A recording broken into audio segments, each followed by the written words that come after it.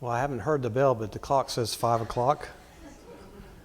And this is kind of a semi-happy occasion. The reason being is because this is the largest group I've had, and it's my last class. So I think it's like a left-handed compliment. So thank you for being here on my last class. I want to cordially invite the group and all your children, and next Saturday is going to be an event out at the Tate and Lyle Amphitheater, the Loudoun County Municipal Park there in Loudoun County. It's an all-day event. It's a bi-weekend. It's October 4th. And from 12 to 8 p.m., we're going to have 4 musicians play for about an hour each, and then we're going to have speakers on grassroots topics. And I'm going to be actually one of the speakers, even though I'm not one of the headliners, but I've got a 15-minute section talking about how to take action in Tennessee from a legislative standpoint. But we've got people talking about MAHA, Make America Healthy Again. We've got people talking about election integrity. We've got people talking about constitutional law. We have people talking about MK Ultra and sex trafficking. One of the ladies was a victim of that. We've got just a whole realm of wonderful speakers and a gubernatorial candidate speaking as well. And so we've got 4 musicians, lots of speakers. Each speaker is like 15 minutes. We're going to have vendors, we're going to have food trucks, and we're going to have probably a bounce thing or something for the kids. So it's an all-day event. Please come out. You're cordially invited. And the nice thing about it, it's free. It was $15 a head. I bought tickets early, but I donated my tickets to them. But we have enough sponsors for the event that it's free for everybody. And if you're interested in more information about it, it's called tcgc1776.org, and you can get your free tickets there. But if you have any interest in that at all, I'll make another reminder of it later on. But it's basically, I'm going to get to talk in the first hour just to give you an idea of what it means to be a Christian and a good citizen and how those two things go together. This is the last class, and what we've been talking about is Why Not God? It Makes Sense, Deep Time Deception Part 2. And what we just set down last week, we talked about how the secularists, basically what they did is late in the 1700s, a bunch of scientists looked during the Age of Enlightenment. They saw the geological record. They saw something like the Grand Canyon. They saw all these sedimentary layers, and they found fossils in all the layers. And they're going like, well, how do we explain this? You know, we observe that, there's only these type of fossils at this layer, and there's different types of fossils at this next layer and this next layer. So they decided, okay, it makes sense that the lower it is, the older it is, right? Because when we see stuff from a river, deposit stuff, and we see sediment, we basically say that takes time to do. And so when they looked at that, they came up with this thing, and basically the idea was that the universe is 13.8 billion years old, the Earth is 4.6 billion years old. Complex organisms came on the scene at 540 million years ago. Dinosaurs came around 230 million years ago. The dinosaurs went extinct 65 million years ago. And then they say a prehistoric man came around 200,000 years ago. So that's what you're being taught in schools. And the whole purpose of this lessons that we've been doing over this quarter is to give you some scientific data that shows that this evidence is actually just a theory and most likely false. I think it's false because God said it was, but I'm going to take God's side when it comes to that. So what they saw is a geological column. You see all these sedimentary rocks, and they ascribed timetable to it based on the fossils that they found there. And they also, once they saw and observed that in the United Kingdom where these people were, these scientists were, these geologists, they attributed it to the rest of the world. And what's interesting is once they formulated this idea of these millions to billions of years in these ages of these rocks and these fossils, that was set in stone, and pardon the pun, but it was set in stone. And everything after that fact had to fall into that idea. And if you didn't, if you came up with another theory, then your theory was discouraged. And so by 1870 in America, the secular revolution had basically thrown the Christian worldview out of science. And the major publishers, when it comes to school books, textbooks, universities, and cultural books, all promoted evolution over creationism. And then the history belongs to the victor. So basically, if you start writing about it and teaching it, guess what? That's what everybody's going to believe. So what happened in the secular world is they had control of knowledge, which basically said they told you what questions you could ask, what questions could be researched, what questions would be published, what research would be published, and then if you disagreed with what the deep time, and all deep time means is the billions and billions, millions and billions of years, if you didn't believe in deep time or evolution, your ideas weren't allowed. And now we got all through that, and so we looked at dating methods, and what we saw different things about the Ice Age shows that it's a young Earth. We looked at coal last week that's showing that it's a young Earth, and I gave you this kind of science demands observation, and when you observe something, then you can decide that that's science. So that's what most science is based off. But origins, you don't know the origin of things. So here's an example of how dating methods work. If I tell you you've got a 100-gallon fish tank, and that the fish tank is half full at 50 gallons, and there's a little faucet that adds water to that tank at a rate of 10 gallons per hour, you can probably think in your head, how long is it going to take for that fish tank to get half full at 50 gallons? Well, the solution is you take the 50 gallons and you divide it by the rate that you know, that 10 gallons per hour, and you know it's going to take 5 hours to get that thing half full. But there's a lot of assumptions that you make when you do that. And so what we're doing in the dating methods is you have to assume that the rate of that faucet is constant. So it's always only doing that. So that means nobody turned the spigot up or down. The second thing you're assuming is that the tank was initially empty. There could have already been some water in the tank. The other thing is you're assuming too is that the fish tank, that nobody, while you're doing this filling process, that nobody added water from the top or the tank wasn't leaking. So you're assuming it's a closed system. So these three assumptions are on all these scientific models for dating. These assumptions will always be there. And so but if you can actually observe the process during those 5 hours, then you know it's not an assumption because you saw it. That's science. So that's what they've been doing with these dating methods, is they've been observing how things change over time, and they've extrapolated formulas based on that. So last week, this is where we ended. And the reason this is important to me is because we use the magnetic field to fly around the world. Things point north and south, and we know about that. But they've been measuring the strength of the magnetic field of the Earth for the last few hundred years. And they've realized that the half-life decay of the Earth's magnetic field is, about 1,500 years plus or minus 7? What that means is 1,500 years ago, the magnetic field was twice as strong as it is now. And 1,500 years before that, it was 4 times as strong as it is now. So basically, our magnetic field is going away. So the maximum, if you use the math, the maximum age of the Earth, based on that half-life, is about 20,000 years. And the reason for that is because of the magnetic field. If it gets too strong, what it causes is it causes heat, and that heat is so high that the Earth wouldn't exist. So that's where they got those numbers from. So this Dr. Russell Humphreys, who's a physicist, says today's energy decay rate is so high that the geomagnetic field could not be more than a dozen or so millennia old. So he thinks a dozen, which is 12,000 years. So what is the magnetic field? Well, what does it come from? Is basically there's a current that's created around the liquid core of the center of the Earth, and that current of electricity creates a magnetic north, and in your compasses point to it. And what happens though is what they've been measuring over the last 100 or so years is that the natural friction of that process has been eroding the magnetic field. It's been decaying. And so the physics, if you extrapolate it and use the math there, the thing is only going to last, the magnetic field will only last 20,000 years.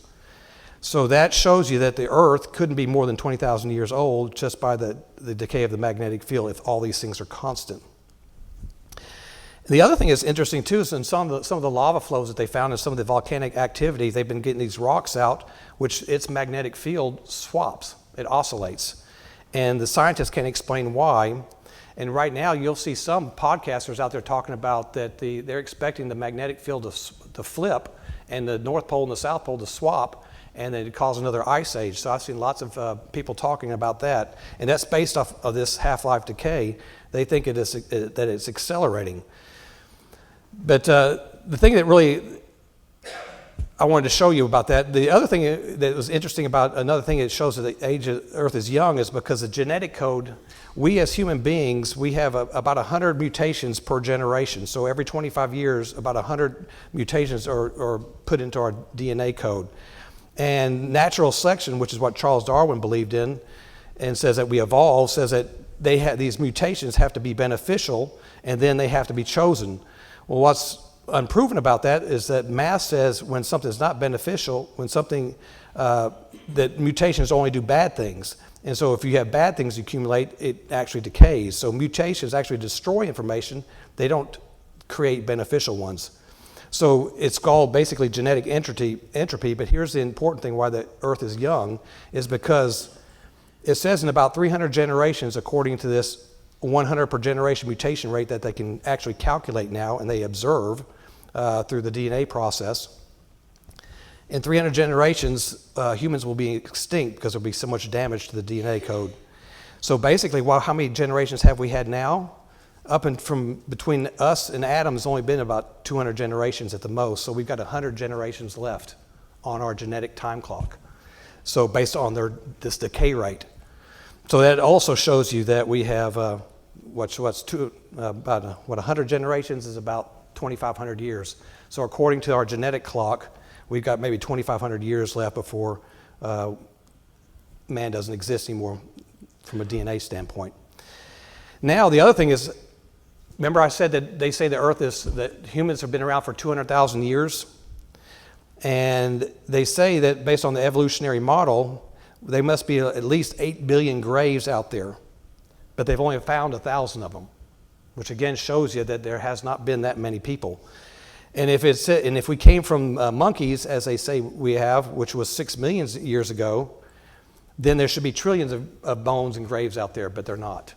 So they've only found thousands of human grave bones from that era, but numbers-wise, there should be billions, if not trillions, which shows you the Earth's, we would have skeletons everywhere that you could. So the next thing we're going to talk about is radiometric dating. And there's going to be two things I'm going to talk about today, which to me were probably, I wish I could have shown this to my dad, because I think these two are pretty powerful, because when I was growing up, the science class, everybody talked about carbon dating. Everybody talked about the age of the Earth and that we can show how old rocks are, we can carbon date them, and then it's science, it's guaranteed. And so what's interesting is radiometric dating basically means is every element that's radioactive emits energy and changes over time to something else. And they found that the igneous rock, which is rock that was created by volcanic action, so they looked at lava flows, they looked at volcanoes, they looked at volcanic ash, and they actually looked at granite. Granite is created by igneous rock. And what's interesting is about igneous rock is that at one time it was molten. So they start the age of that rock when it hardens. So that's when that clock starts for that rock. So when a radioactive element changes from its radioactive thing to its another element, you have to remember the rate of change that they're measuring is they have to make the same three assumptions we did on that fish tank thing. The rate of decay has to be constant during the millions and billions of years for their rate to be correct. The initial amount must be known at the time of solidification, and the system must be closed, which means no elements leaked in or leaked out of that system in millions and billions of years. So that's what I'm describing basically to you is a thing called half-life.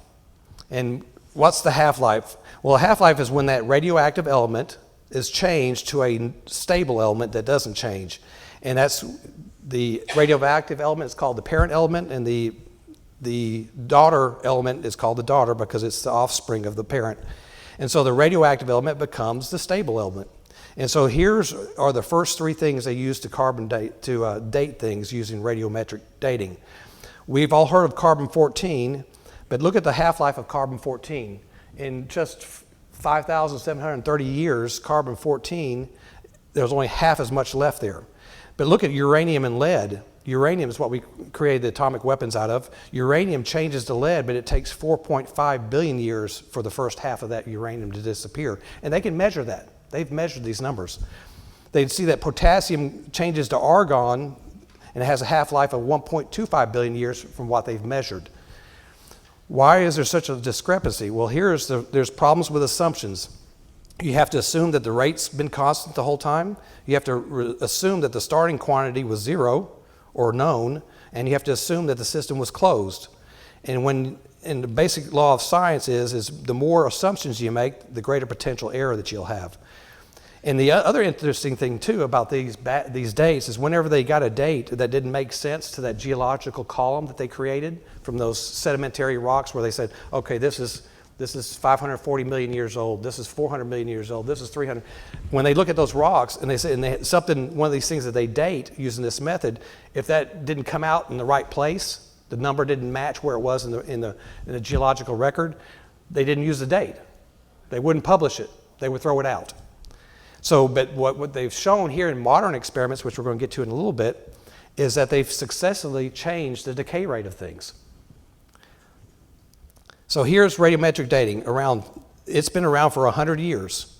The great age of the Earth, or the deep time concept, has been popular for 200 years. So the great age of the Earth came before the radiometric dating.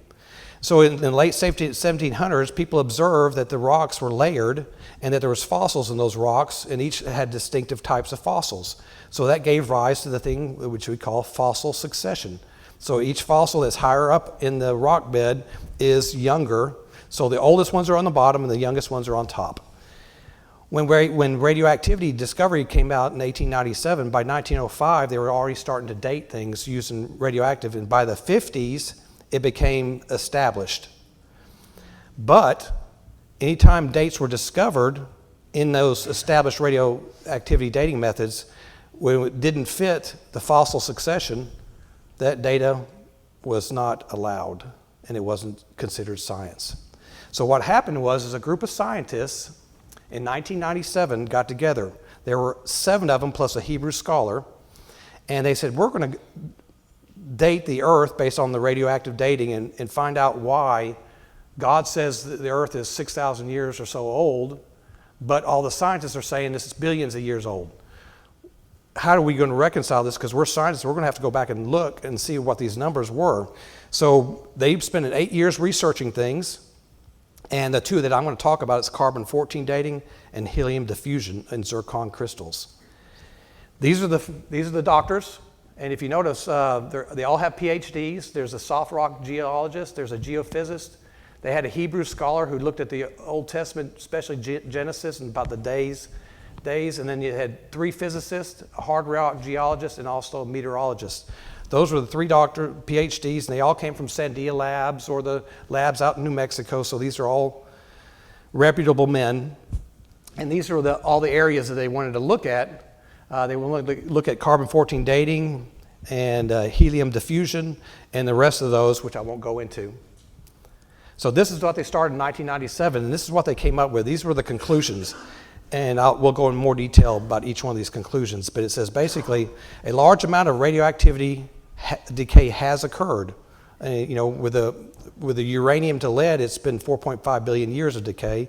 When you're talking about the other one that went potassium to argon, I think it was 1.25 billion years. So nuclear decay is shown to be accelerating. So they also looked at conventional radioisotope dates are therefore incorrect by large factors, and they were also decided that something had to have happened to cause the increased rates of this accelerated radioactive decay. And then they showed that Scripture can be scientifically reliable. But how did they do that? So once I read this book, Deep Time Deception, I started looking for some YouTube videos. And you can do the same thing, because all this information I've gotten is off of YouTube. I just start looking at topics and then found people. And so this guy, Dr. John Baumgartner, who's the guest on this show here, Deep Time, Deep Deception, was one of those 7 doctors, physicists, who researched this with that RATE project. And so this was the name of the program, Origins. This was the host of this show. This is the show's mission statement: a showcase of interesting guests who present evidence from science along with other important facts validating the truth of creation and the accuracy of the Bible. That's who the guest was, Baumgartner. That's his CV, but basically he was one of the 7 RATE scientists. And you can notice there He was a PhD in geophysics and space physics at UCLA, West Coaster. He went to Los Alamos National Laboratory. But later on in life, he decided that he needed to look at this creation thing and why there's such a discrepancy. These are a picture of the guys. It's dated from 1997. But during the next 7 years, they undertook several separate research projects to find the answer to this huge challenge of biblical authority. God answered our pleas for this in a wonderful way. Carbon-14, what is it? Now this is interesting because carbon has 6 protons, and a stable carbon atom then has 6 neutrons with it, and that's why you call it carbon-12, because you add the neutrons and protons. And this, sorry, we're going back to chemistry, but carbon-13 is also out there. It has an extra neutron, but it's still stable. But this idea of carbon-14, where we're doing all this dating, that's the radioactive one, it has 2 extra neutrons, and those 2 extra neutrons end up escaping. But where does this come from? Well, this is where I think is interesting. There is a cycle. The nitrogen that's in the atmosphere, which is the most abundant gas, when it gets up to the upper atmosphere, it gets bombarded by the sun's cosmic rays, and it changes some of it to carbon-14. How it does it, I don't know, but it's on the electron level, and it changes to carbon-14, and that carbon-14, along with it becomes part of the carbon dioxide molecule, and guess what? Carbon dioxide is what our plants use to create photosynthesis. So the plants use carbon dioxide, produce oxygen for us to breathe and animals to breathe, and the animals end up eating the plants. And one of the diagrams I saw about this was kind of funny. It showed a cow instead of a horse. And the reason being because cows flatulate. And so there's a big concern about cows all around the world. They're destroying the environment. No, I think God designed it specifically for this purpose. But the animals eat the plants. And so what's happened is this little cycle that you see here that's being created, with the nitrogen turning into carbon-14 that gets absorbed in carbon dioxide that goes into the plants, that the plants are eating, and then this ends up being a balancing cycle. But what happens is when that animal dies, it stops eating, right? So it doesn't introduce any more of this carbon-14. So that radioactive, all of us have carbon-14 in us. Every living thing has carbon-14. Rocks don't, but every living thing that was an animal or plant has carbon-14. So think about, you're radioactive. If you die, your radioactivity will decrease over time, and they've measured that. But again, the half-life for carbon-14 is only 5,700 years. And that's going to be interesting. So the key rate is the C14 is present in all carbon-containing fossils. Well, didn't I say at the beginning of this class that the geological column was hundreds of millions of years old? And there were fossils at every layer? And depending upon how deep down that fossil was in those sedimentary layers, that determined the age of it. Well, this says carbon-14 is present in every one of them. And it's got a half-life of only 5,700 years, which is going to be interesting. According to the usual C14 dating assumptions, the measured C14 levels imply that fossilized organisms are no more than 50,000 years at best. The result is radically at odds with the deep time ages that commonly range from the millions to hundreds of millions of years. So the scientists knew this. When the scientists measured this, they knew this. So, but even in their technical literature, when they were doing these tests and dating this stuff, they were aware of it. It says, actually, the finding that organic samples from every portion of the fossil record contained high and consistent levels of C14 had already been documented in scores of papers and in peer-reviewed C14 literature for more than 15 years. So they knew it was there. They knew it refuted the age of the earth. It just became an inconvenient truth. And so you know what they decided to do? They decided to say those samples had to be contaminated. That's what they said. So instead of looking at the data and saying, hey, how are we going to reconcile this? Carbon-14 is radioactive. It's in our bodies. We can measure how much it decays. Every 5,700 years, it's half as much as there than it was before. But they said, and this is their literature right here, and I just wanted to show you this graph real quick, but basically this is the literature from their study, not from the scientists, the new scientist study, the creationist scientists, but they looked at all these different things and all these different anthracite wood, all from around coal, marble, and then they dated them with this carbon-14, but why do you notice about all the numbers? All around 50,000 years. So even their numbers, when they measured this carbon-14 decay, everything came out around 50,000 years. So what these rate scientists decided to do is we're going to figure out what this problem is and try to reconcile these two numbers. So they started doing their own, they went to the National Laboratory, the Department of Energy Coal Repository, I should say. They asked them, we want 10 samples of the best coal you got. So they went to the state, they went to the government and said, hey, we want the best coal you got 10 pieces from all over the country, from different sites, and then they sent them off to a lab to have them tested independently without telling them who they were and what information they wanted. A lot of times with these research in these areas, they do research simply to confirm what they want to be confirmed. In fact, they pay for the results. I want you to find this, and if you find this, I'll pay you. And that's the way our system works now. So these scientists wanted to prevent that from happening, so they said, okay, these 7 scientists said, we want you to look at these 10 pieces of coal. We're going to get them from your laboratory, your repository, so that way they're not, contaminated? Exactly. So this is what they found out. So here's the 10 samples. They came from Texas, North Dakota, Montana, Utah, Arizona, Kentucky, Pennsylvania, and Illinois. But look at how old they were. 50,000 years, almost plus or minus, 1,000 or 2? But you know these geological intervals where they were, that's from 400 million years. These are all millions of years old. If you want to go look at the charts in your old textbooks from elementary school, they'll show you that the Pennsylvanian was 300 million years ago. Cretaceous was 200 million years ago. Eocene was 10 million years ago. So it's interesting. So that's what these guys found out with C14. So our coal samples span a large fraction of the fossil-bearing rock record with deep time ages based on other radioisotopic methods from. So their methods from the geological record say they should have been from 40 to 350 million years old. But from the data that they got from this laboratory, they all became around 50,000 years old.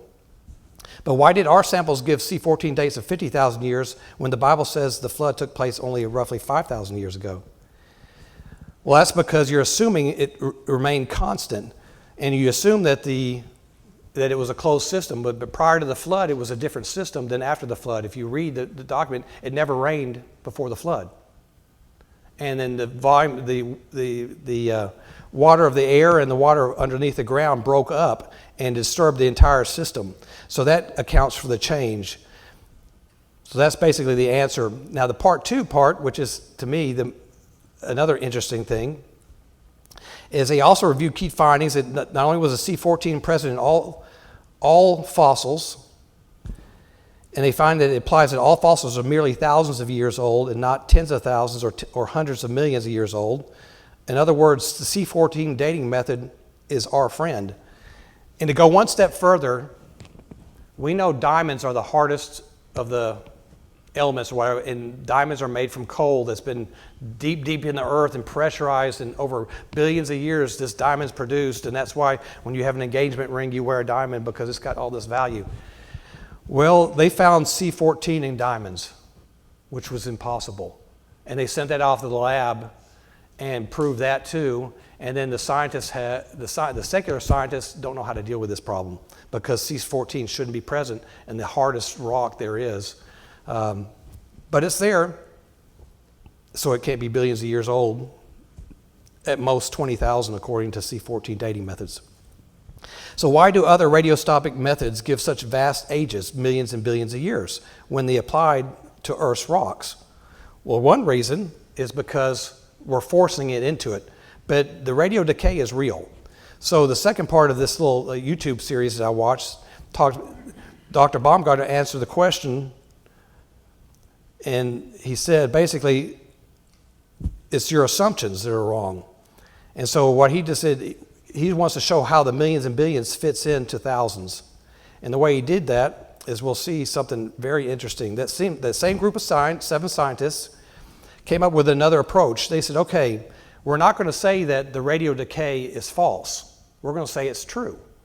The billions of years of decay, radioactive decay, from uranium going to lead and from potassium going to argon and all those other radioactive elements that are changing that they can measure, they're going to say that's true. That decay happened. But how does that fit into the 6,000-year model? And this is how they did it. So their objective was to understand why such high levels of nuclear decay was happening, given that according to the Bible, the history of the world was only a few thousand years. So they looked at the 3 crucial assumptions that they make on these dating methods. One is that the rock sample has remained in a closed system. So remember again, a closed system means there's nothing been added or it hasn't changed. That the initial amounts of the daughter elements are accurately shown. In other words, they have to know what the starting point was of the element they're testing, which they can't know, but they can guess. And then the nuclear decay rates have to remain constant and unchanged throughout the entire Earth history. So those are the 3 assumptions that they make in these dating methods. So the validity of the first 2 of these assumptions for a given rock can be determined or relatively known by a thing called isochrone approach, which they basically extrapolate. But the first 2 assumptions, they said, those are pretty accurate. The reason being is because we can do some interpolation. And he said it was so involved mathematically that he didn't want to explain it to me in the book because it's over my head. So I didn't want to bore you with it and trying to find out what this was. But they basically say the first 2 assumptions, you can see how much was of the first element by how much of the other element there is. But it was the third assumption that really gave them problems. Nuclear decay rate have remained unchanged throughout the Earth's history. And that's where they wanted to focus. They have, through testing and through chemistry, changed nuclear direct decay rates. They haven't been constant. And how did they do that? Well, instead of during brief episodes of the past, they have been dramatically higher than they are measured today. And they did a test to determine this. Just what sort of research led us to such an astonishing conclusion that there were higher rates of decay earlier on? Well, they took this little thing called a zircon, which is this little tiny gem, if you want to call it that, or crystal, which is inside of granite. And granite is one of those igneous rocks. So an igneous rock, again, is a rock that was molten at one time, and then it became hardened and became solid once it got out of this temperature zone. So this is what these little things look like. They come from granite. Now, uranium atoms, why they chose zircons to do this testing is because zircons, these little crystals, attract up to 1% uranium. So they love radiation. So these little zircon crystals have at least almost 1% of their makeup is radiation, is uranium. And so that was the first thing, the reason why they wanted to test this on zircons. Now, the second thing is that lead, uranium is radioactive, and it changes to lead after 4.5 billion years. So they said, okay, what's interesting about zircons don't have lead in them. So they said, now we got 2 control substances of those 2 assumptions. We know that lead's not there, and we also know that uranium is present up to 1%. Then the third thing is that zircons have a very high melting temperature, mechanically are extremely hard, and are hence extremely resistant to weathering and alteration. In other words, it's a closed system because they're not changed by weather or water or whatever. So here it is. What they did is they went out to New Mexico. Now, it wasn't them, but they used this site. New Mexico has a drill site that drilled down into the earth 4 kilometers. In other words, 2.6 miles, these guys drilled into this marble slab straight down.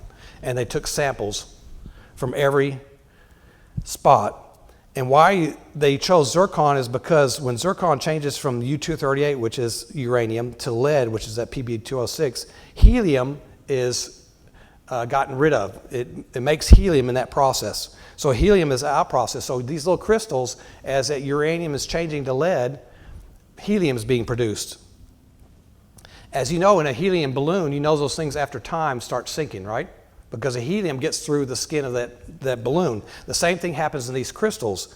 The hotter the crystal gets and the more pressure's on it and the smaller it is, and these things are really tiny, the more the nitrogen, the helium leaves it, so that it departs.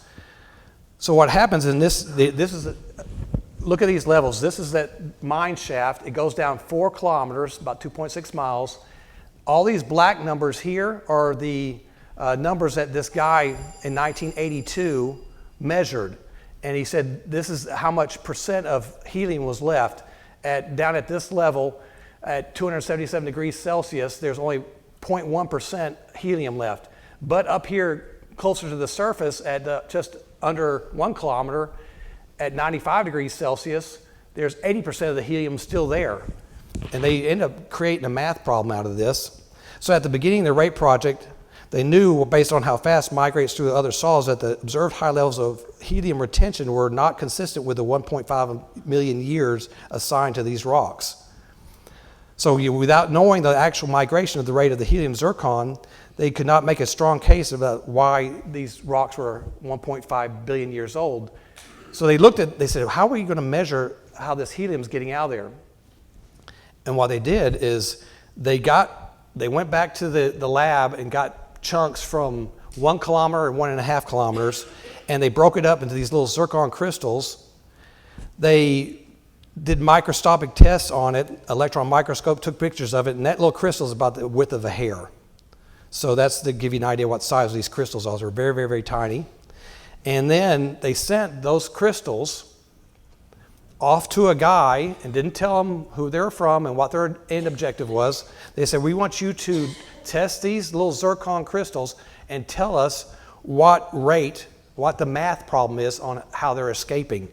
And this guy came back, and before they did that, they had a formula. They're just going like, why does the helium escaping say that Earth is only 6,000 years old, whereas the radioactive decay say it's 1.5 billion years old?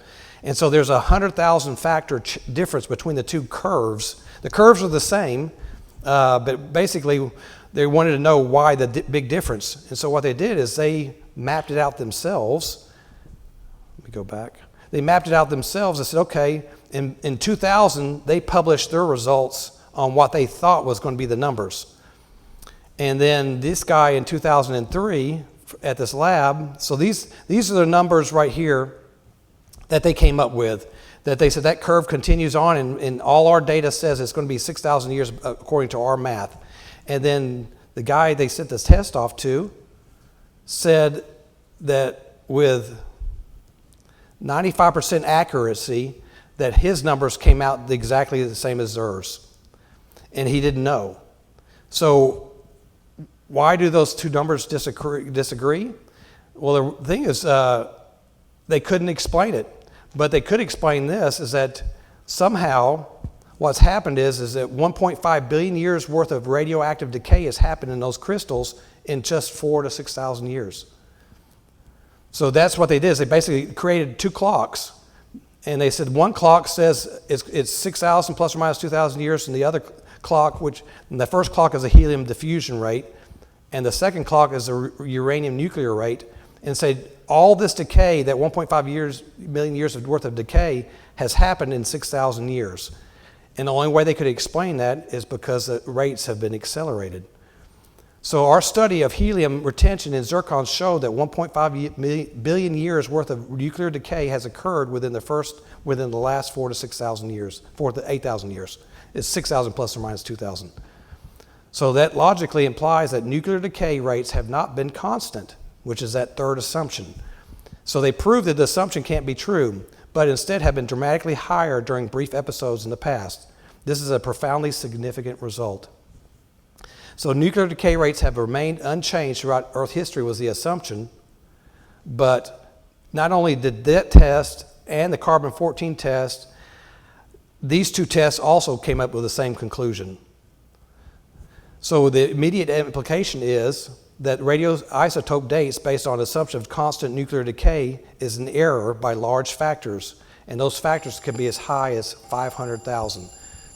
So basically what we're trying to say here is that deep time, you can be confident that it doesn't exist, and that there's evidence out there in the scientific world that you can be confident that C14 shows a young Earth. You can be confident that genetics shows that there's a young Earth. You can be confident that radioisotopes show that there's a young Earth.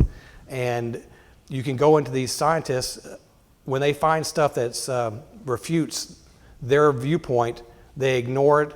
And these guys, these 7 scientists who put these reports out about these 2 reports, not one of them has been challenged.